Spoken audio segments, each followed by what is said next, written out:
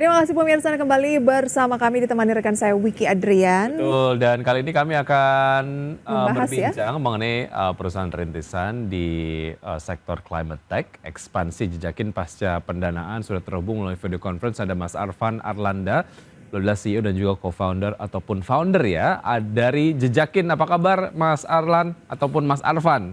Saya nyapanya. Mas Arfan, Mas Arfan Baik, ya. Mas Vicky, Oke, Mbak Prisa. baik. Kabar baik, thank you sudah join. Oke, ini Jejakin, climate tech atau climate change teknologi begitu ya. Katanya bisa mengukur jejak karbon dan lain sebagainya.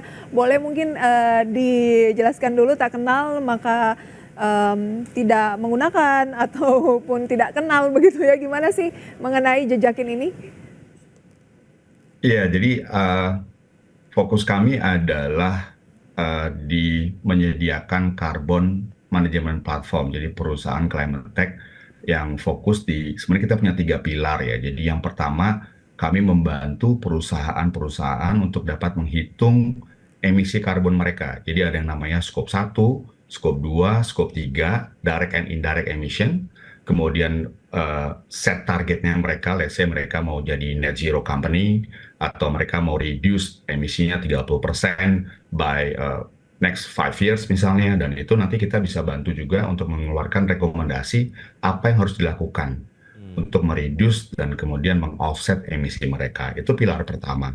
Pilar kedua, kita punya seperti marketplace, jadi isinya program-program hijau, baik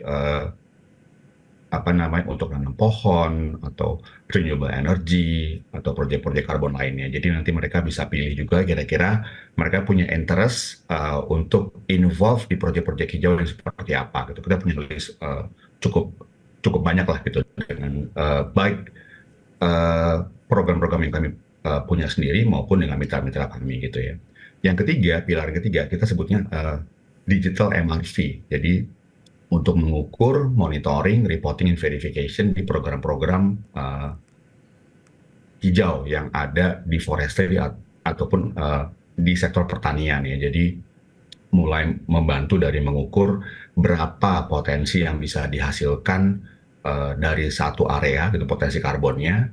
Kemudian kita juga bantu untuk kemudian melakukan monitoring, memastikan bahwa setiap proyek itu bisa diukur, dampaknya, dipastikan keberhasilannya, datanya transparan, dan kita bisa memberikan informasi secara cepat ke semua stakeholders begitu ya. Jadi end to end dari awal sampai throughout the journey dalam sebuah perusahaan untuk melakukan dekarbonisasi itu kita bisa bantu. Oke, ceritanya bisa mendapatkan pendanaan di awal Mei ataupun pertengahan Mei kalau tidak salah. Ceritanya seperti apa tuh sampai kemudian mendapatkan pendanaan awal untuk Jejakin sendiri, Mas? Iya, jadi kami sebenarnya start dari 2018, Mas. Jadi kita udah start di 2018. Memang saat itu mungkin belum seramai sekarang ya terkait dengan climate dan karbon ini. Jadi saat kita mulai dulu, memang itu like shooting in the dark gitu ya. Kita nggak punya benchmark juga. Jadi kita belajar gitu ya, untuk startnya memang dari mengukur tadi, jadi mengukur dan melakukan monitoring dari satu program, satu project gitu ya, gimana kita bisa ukur dampaknya, itu start pertama kali. Kemudian waktu itu mungkin agak jangankan untuk mendapatkan investasi ya, untuk mengajak perusahaan-perusahaan untuk menggunakan platform ini juga nggak mudah ya di awal-awal, karena memang mungkin yang kami lakukan di 2018 itu masih sangat niche ya waktu itu. Nah, sekarang kan sudah lebih booming begitu ya, dan banyak perusahaan-perusahaan asing yang maunya tuh ya memang yang sudah menjalankan ESG misalnya seperti itu ya. Oke, berarti itu juga yang membuat Visi tertarik untuk melakukan pendanaan di Jejakin. Nah, pendanaan ini akan digunakan untuk apa saja?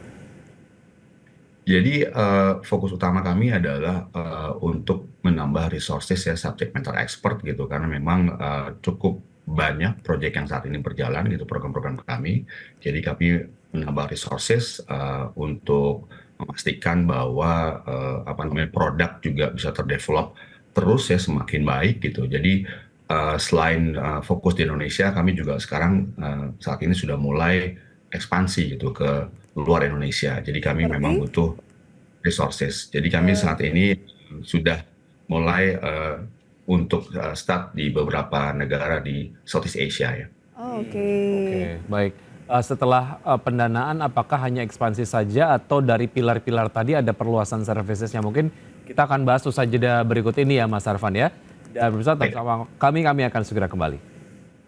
Ya, pemirsa masih bersama dengan founder dari dan juga CEO dari Jejakin yang merupakan Climate Tech atau Climate Change Technology. Tadi dikatakan bahwa akan mulai ekspansi ke South Asia dan membutuhkan banyak sekali resource seperti sisi produk maupun expert karena banyak proyek yang tengah jalan dan perusahaan ini sudah beroperasi sejak tahun 2020.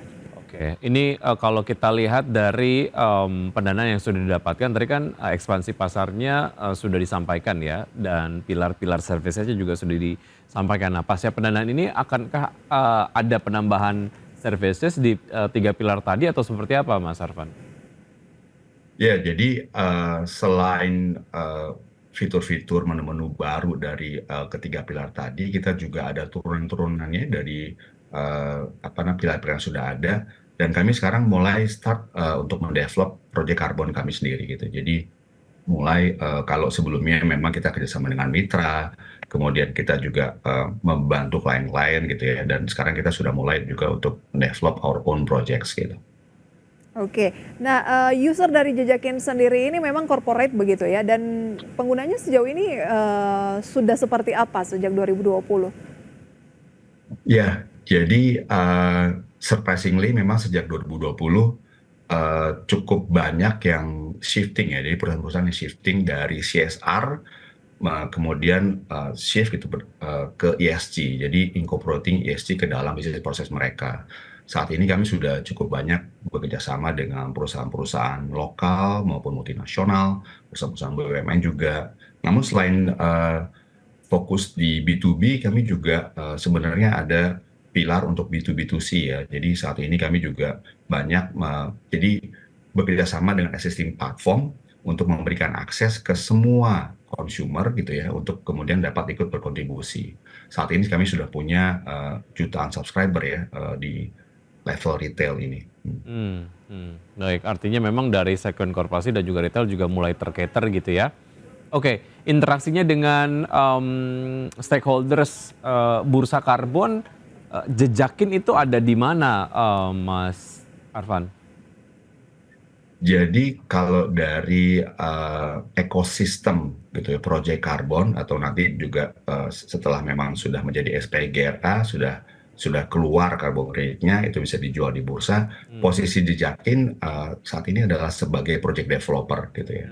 Jadi baik menjalankan proyek karbon kami sendiri maupun kerjasama juga dengan klien-klien kami atau mitra-mitra kami untuk membantu mereka mendevelop gitu proyek-proyek karbonnya yang kemudian nanti bisa dijual di bursa karbon.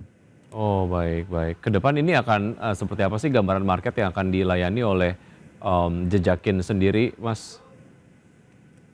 Ya, jadi market sebenarnya Indonesia adalah salah satu negara dengan potensi terbesar di dunia ya terkait dengan karbon ini. Jadi memang ya kita sangat diberkati ya dengan alam kita, bukan cuma hutan tapi juga di sektor agriculture, di sektor blue carbon ya, di sektor pesisir gitu. Jadi bukan cuma mangrove tapi juga coral dan sebagainya. Jadi potensi kita sangat besar saat ini. Kalau kita melihat data itu ya, ada sekitar 51 juta hektar lebih ya total area perhutanan yang memang sudah Tapi ada pemainnya bagaimana, Mas? ya.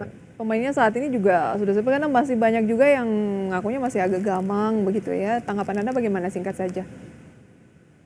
Ya, memang ini satu hal yang cukup mungkin kompleks ya. Jadi bukan Kompleks hal ya. yang common yang sebelumnya sudah banyak dikerjakan. Ini hal yang baru, jadi memang masih banyak hal gitu yang perlu dipelajari gitu ya, karena regulasi policy juga masih terus cukup dinamis begitu.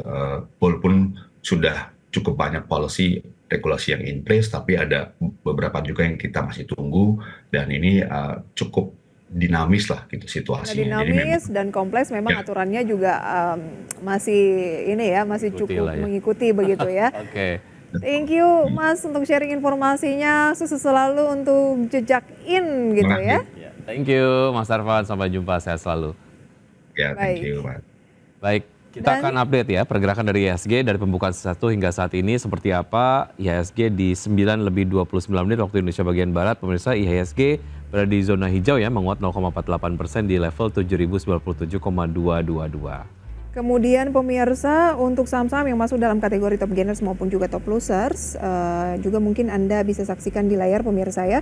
Ada saham lead begitu ya yang menguat 18%, GPSO 15%, SMDR 7%, Arna 5%, Temas, SMGR 4%, Aman Mineral 3%, Tins juga naik pemirsa hampir 3%, dan beberapa saham lainnya. Loser Sada Heli turun 18%, Laba, Innov, BDKR, IBOS, MTWI, SMIL, Trin, LPKR pemirsa, dan beberapa saham lain yang tentunya ini masih terus melakukan pembentukan harga karena perdagangan baru berlangsung kurang lebih 30 menit. Itu dia pemirsa review singkat pembukaan perdagangan hingga saat ini, dan pemirsa sudah 90 menit kami menemani Anda dalam Power Breakfast. Ya, semoga pembahasan kami hari ini dapat menjadi referensi dan sumber informasi untuk Anda. Tetap perbarui informasi Anda hanya di IDX Channel, your trustworthy and comprehensive investment reference. Karena urusan masa depan harus terdepan, aku investor saham. Prisa Sombodatu pamit. Vicky Adrian, Sampai jumpa.